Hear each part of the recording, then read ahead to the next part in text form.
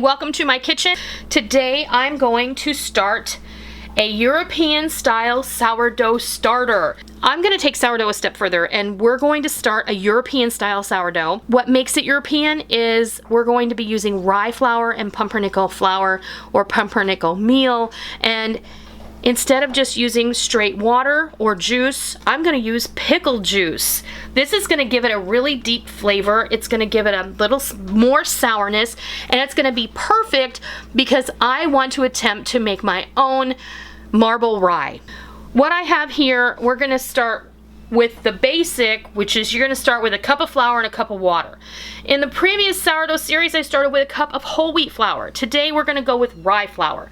And I went on Amazon and I purchased some rye flours in anticipation of my desire to make marble rye.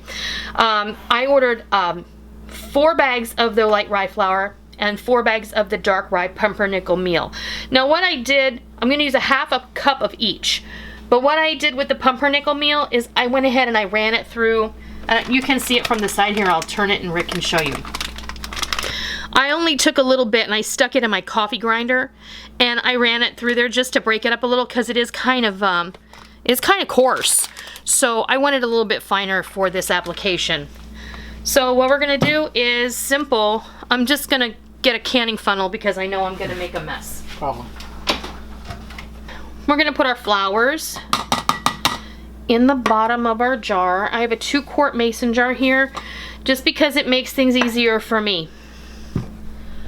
Then we're gonna go ahead, I have a half a cup of pickle juice and a half a cup of filtered water, and that's as easy as it gets. That's really it. So I'm just gonna take a long metal spoon. I do prefer that you don't use a rubber spatula or a wooden spoon to stir your sourdough because if you've used the plastic tends to harbor fats and the wood tends to harbor bad bacteria. So it just makes sense to me that we use metal, or what I have used in the past is the extra thick barbecue skewers, the bamboo ones, because those do not harbor any bacteria. Clean skewers. Yes, clean. I said the wooden ones, so. Well, you only want good bacteria in there. Right, and you want to give this a good stir, and what you want is you want this to be, I like it to be between the thin and the medium pancake batter. Now, I prefer my pancake batter a little on the thin side, so I'm looking at the consistency. You see it? And I'm thinking it's a little thin for me right now. So I'm just gonna add, let me see, I don't even need that measuring cup. I'm just gonna go ahead and add like a couple of spoonfuls of the light rye. And unlike the last sourdough series, I'm not doing this in 87 different segments. I'm gonna do it all at one time here, and we're gonna break it up into sections on the video. This is how we want it. This is a little thick, but not too thick. There we go.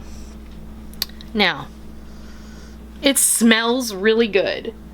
Mm-hmm. It smells like rye bread. Because rye bread has that dill pickle smell to it. Mm-hmm. And I think that may be one of the secrets to making a really good, like, Jewish style rye bread, which is one of my favorites. Yeah, but that's it for now. All right, now we've stirred up our sourdough. We're gonna let it sit. And tomorrow, day 2, we're going to add a half a cup of rye flour and a half a cup of water, and we're gonna stir it. We're gonna cover it back up and set it back in our warm spot. Day 3, same thing. Add a half a cup of filtered water, a half a cup of rye flour, stir it, and put it back in its warm spot. We'll be back on day 3 to show you what this looks like, and we should have the beginnings of an awesome sourdough. Okay, we have reached day 3, and I want to show you exactly how bubbly and foamy and alive our sourdough is. Now, I've never made sourdough using the rye flour, always used whole wheat and white flour, but this time we're using all light rye flour the entire time, with the exception of the 1/4 cup or the 1/2 cup of pumpernickel flour that we added at the beginning on day 1. But that's all the pumpernickel flour I'm actually going to be adding, and you can see how foamy and beautiful this sourdough is turning out to be. Yesterday I noticed that it was starting to really bubble actively, and then this morning when I woke up, it was just bubbling away. So awesome. So now we're at day 3 again. We're going to add a 1/2 cup of filtered water,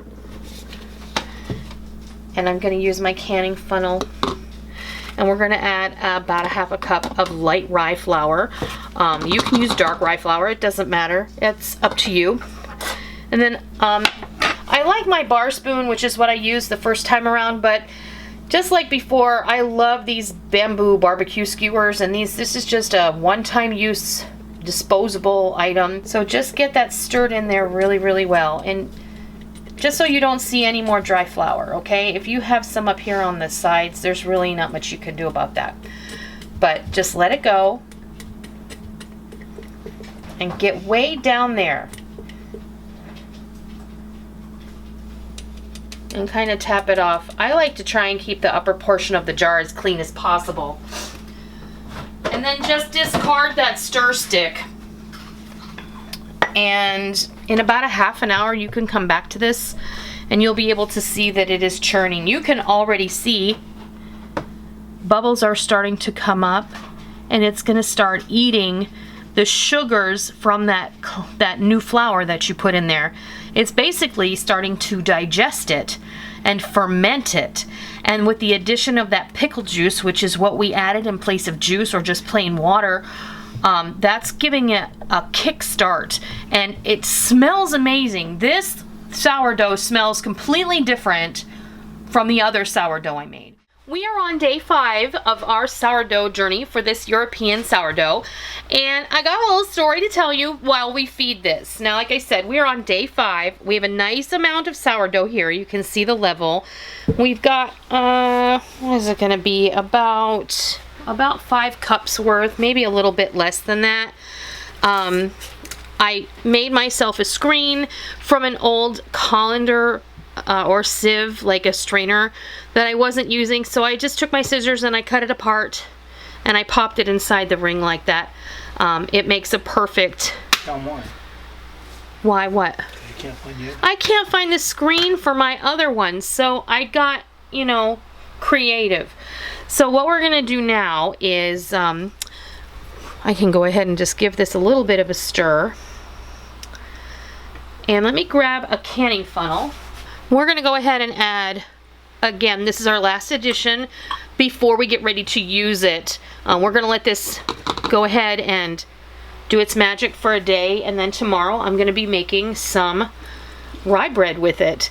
So a 1/2 cup of light rye flour, a 1/2 cup of water, and a good old-fashioned stir.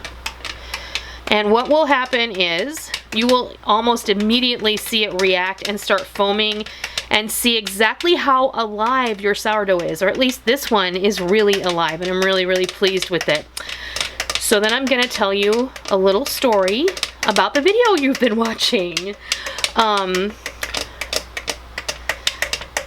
This segment of the video is literally being made on the day that I'm uploading the video.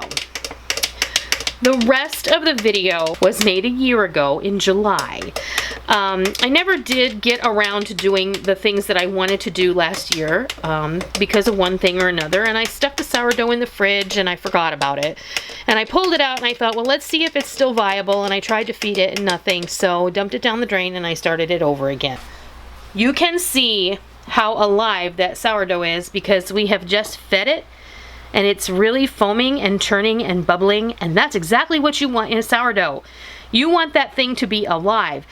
This smells amazing. Even though we just used a 1/2 cup of water and a 1/2 cup of pickle juice, you can really smell the prevalence of the dill pickle juice in there, can't you? And then when we make, I'm gonna make a couple of different kinds of rye bread I'm gonna be experimenting with. It's always been my hope to be able to make a marble rye, but I'm gonna start off with just a a regular old-fashioned rye bread, and it's going to be with the addition of dill pickle juice in the recipe as well.